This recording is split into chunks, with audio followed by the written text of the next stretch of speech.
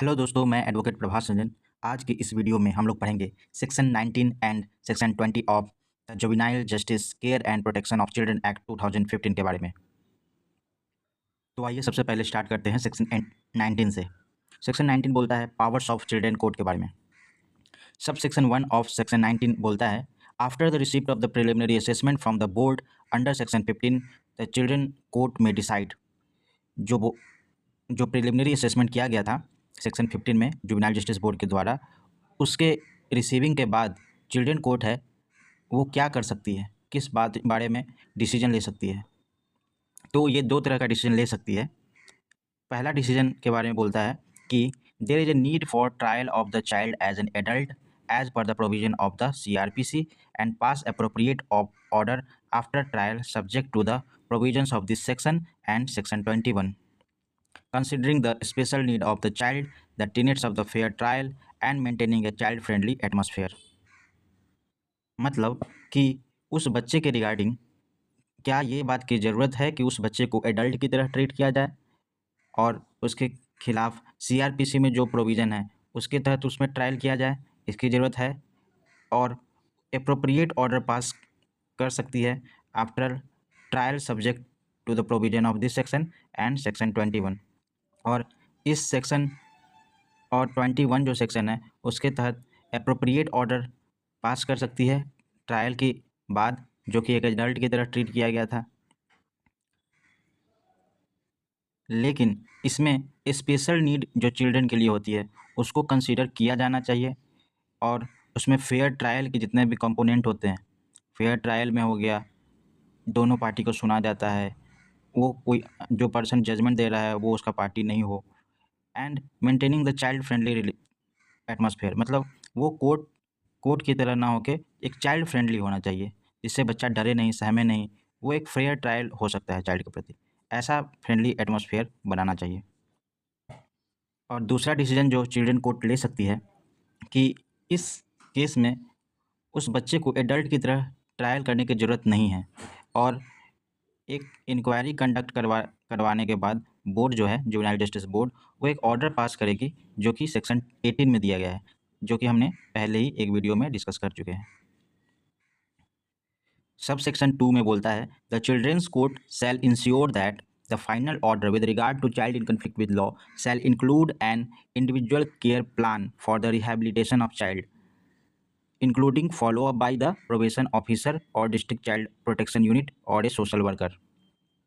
Children court ये ensure करेगी, ये सेल प्रोविज़न है, मैंडेटरी है, कि वो जो फाइनल ऑर्डर होगा उसमें एक इंडिविजुअल केयर प्लान होगा रिहेबिलिटेशन ऑफ चाइल्ड के लिए। मतलब उस बच्चे में क्या सुधार है उसका इंडिविजुअल केयर प्लान बनाकर, जो कि प्रोबेशन ऑफिसर या डिस्ट्रिक्ट चाइल्ड प्रोटेक्शन यूनिट या कोई एक सोशल वर्कर के द्वारा उसको फॉलो किया जाएगा।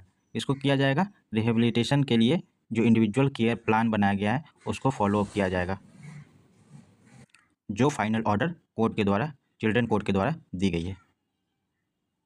सब सेक्शन 3 में बोलता है the children's court shall ensure that child who is found to be in conflict with law is sent to place of safety till he attains the age of 21 years and thereafter the person shall be transferred to a jail.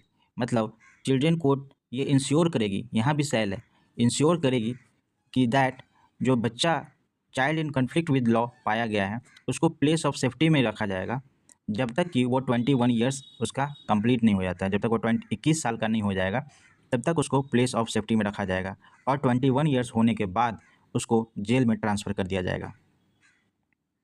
आगे बोलता है provided that the reformative service including educational services, skill development, alternative therapy such as counselling, behaviour modification therapy and psychiatric support shall be provided to the child during the period of his stay in the place of safety.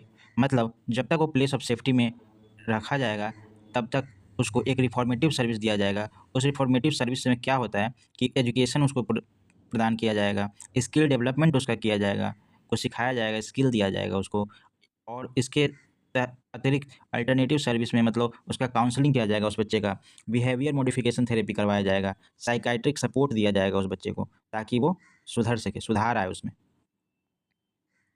Children court ये भी ensure करेगी एक report बना के हर साल जो report probation officer या district child protection unit या सोशल वर्कर के द्वारा बनाया गया होगा, किस लिए किया जाएगा? वो चाइल्ड के प्रोग्रेस को इवेल्युएट करने के लिए, उसका मूल्यांकन करने के लिए कि प्लेस ऑफ सेफ्टी में जब वो रखा गया था तो उसमें क्या सुधार आया था, उसका रिपोर्ट इन तीनों लोगों के द्वारा बनाया जाएगा, जो कि है प्रोबेशन ऑफिसर या डिस्ट्रिक्ट चाइल्ड प्रोटेक्शन यूनिट या सोशल वर्कर के द्वारा। और ये भी इंश्योर किया जाएगा कि उस बच्चे के खिलाफ कोई बुरा बर्ताव न किया गया हो। वो बुरा बर्ताव किसी भी फॉर्म में हो सकता है, किसी भी तरीके से हो सकता है। और वो जो रिपोर्ट बनाया गया है हर साल, वो चिल्ड्रन कोर्ट को फॉरवर्ड कर दिया जाएगा, एक रिकॉर्ड की तरह रखा जाएगा, और जिस रिपोर्ट के कारण उस बच्चे को फॉलोअप किया जाता है, उस पर ऑर्डर पास किया जाता है। अब आते हैं सेक्शन 20 में। इसमें बोलता है कि child attend age of 21 years and yet to complete prescribe term of stay in place of safety. मतलब कि वो बच्चा 21 साल का तो हो गया है, लेकिन उसने वो प्लेस ऑफ सेफ्टी में जो उसको रखा जाने का जो टाइम पीरियड था, प्रिस्क्राइब टाइम पीरियड, वो अभी तक उसका ख़त्म नहीं हुआ है। तो उस केस में क्या होगा? तो सेक्शन 20 का सब सेक्शन 1 बोलता है कि when the child in conflict with law attains the age of 21 years and yet to complete the term of stay, the children court shall provide for a follow up by the probation officer और the district child unit और social worker और by itself. जब वो बच्चा जो child in conflict with law है, वो 21 years हो गया है उसका, और उसका प्लेस ऑफ सेफ्टी का जो टर्म ऑफ पीरियड है वो ख़त्म नहीं हुआ है, उस केस में चिल्ड्रन कोर्ट जो होगी वो क्या करेगी? एक फॉलो अप करवाएगी उस बच्चे का, जो कि किया जाएगा प्रोबेशन ऑफिसर के द्वारा या डिस्ट्रिक्ट चाइल्ड प्रोटेक्शन यूनिट के द्वारा या सोशल वर्क के द्वारा, या खुद भी चिल्ड्रन कोर्ट जो है वो खुद भी कर सकती है। ये फॉलो अप क्यों होता है? ये फॉलो अप किया जाएगा कि क्या उस बच्चे में किस तरह का रिफॉर्मेटिव चेंज आया, किस तरह के सुधार आए हैं, उसको इवेलुएट करने के लिए ये फॉलो अप करवाएगी। अब वो जो इवोल्यूशन हो जाएगा, उसके बाद अगर ये ऐसा पाया जाता है कि वो बच्चा एक कंट्रीब्यूटिंग मेंबर बन सकता है समाज में, सोसाइटी में एक वो अच्छा नागरिक बन के रह सकता है, और जो पर्पस है इस रिपोर्ट का कि उसमें क्या सुधार आए हैं, वो पर्पस के आधार पे जो रिपोर्ट इन दोनों चीज़ों के रिगार्डिंग जो रेलिवेंट एक्सपर्ट होते हैं चाइल्ड से रिलेटेड, उनकी बातों को कंसीडर किया जाएगा, ध्यान में रख के आगे की प्रोसीडिंग की जाएगी। सब सेक्शन 2 बोलता है after the completion of the procedure specified under sub section 1, the children's court में decide the release of child on such conditions as it deems fit, which includes appointment of monitoring authority for the remainder of the prescribed term of stay. दूसरा है decide that child shall complete the remainder of his term in the jail, provided that each state government shall maintain a list of monitoring authorities and monitoring procedure as may be prescribed. इसका मतलब है कि जो procedure सब section 1 में किया है वो ख़त्म होने के बाद चिल्ड्रन कोर्ट है ना, वो दो तरह का डिसीजन ले सकती है। पहला डिसीजन है कि वो चिल्ड्रन को, जो बच्चा है उसको छोड़ देगी कुछ कंडीशन पे, और उस कंडीशन में एक कंडीशन ये भी है कि उसको मॉनिटर किया जाएगा, जब तक वो कंडीशन के अंदर में रहता है तब तक उसको मॉनिटर किया जाएगा मॉनिटरिंग अथॉरिटी के द्वारा। और ये जो मॉनिटरिंग अथॉरिटी है, ये प्रोवाइजो में दिया गया है कि स्टेट गवर्नमेंट जो होती है वो एक मॉनिटरिंग अथॉरिटी का लिस्ट बना के तैयार करेगी और प्रोसीजर भी तैयार करेगी कि किस तरीके से उस बच्चे का मॉनिटरिंग किया जाएगा।